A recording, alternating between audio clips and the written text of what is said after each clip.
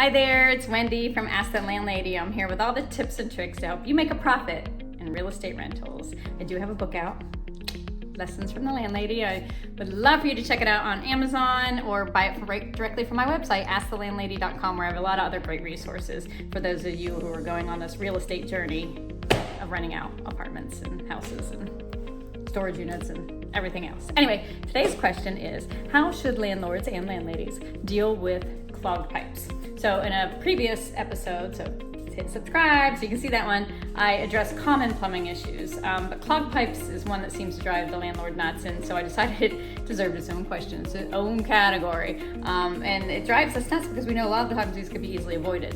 Tenants are notorious for not treating your property gently. In fact, they don't own the place, so they might be tempted to throw some pretty crazy stuff down the bathroom toilets, and we've seen all of them, and I even have an addendum where I've listed them all out.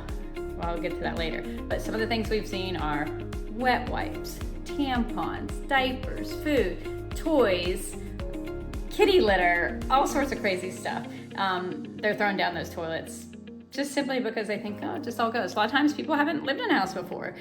They've only rented. They've just come right from mom and dad's house. They didn't realize how problematic clogs can be. So here's what we do. Right in the lease, you want this policy. Clogged toilets and drains are the responsibility of the tenant. Tenants will be charged for all clogged drains that result from blockages created by tenants, okay? Again, something might, you might have a slow drain or something that's just from overtime, from wear and tear. That's gonna be your responsibility, right? But the things that you can directly relate to what the tenant is throwing down that sink or that toilet is their responsibility. So in addition to having that in the lease, it's a great idea to have a separate addendum that tenants sign that clearly inform them what cannot be put down that toilet. And again, it's all those things I said, wet wipes, dental floss, cigarette butts, kitty litter, all that stuff that can't be going on there, grease, whatever. List them all out, do a nice little bit of education, and maybe even put in there what a plumber costs to come out and take care of that clog or take care of that issue in your sink or your toilet. Those are the things that should not go down any drains. So you want them to sign off on that, on the policy, on what it would cost to remediate it, and what should not be going down there. Again, anything you can do to get that late night call of the toilet's overflowing and and having to deal with sending a plumber out there and the plumber just saying, all we see down there is cigarette butts and wet wipes, right? Then you're mad.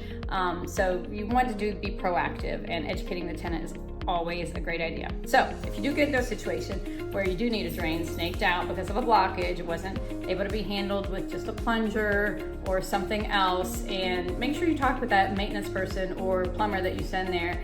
You want them to use a camera and or document exactly what they pulled out of there, right? Wet wipes, hygiene products, whatever, because then you can bill the tenant for those costs. You warned them, it was in the lease, those things should not be going down the drain, and you would have the actual information in order to be able to recoup your costs there.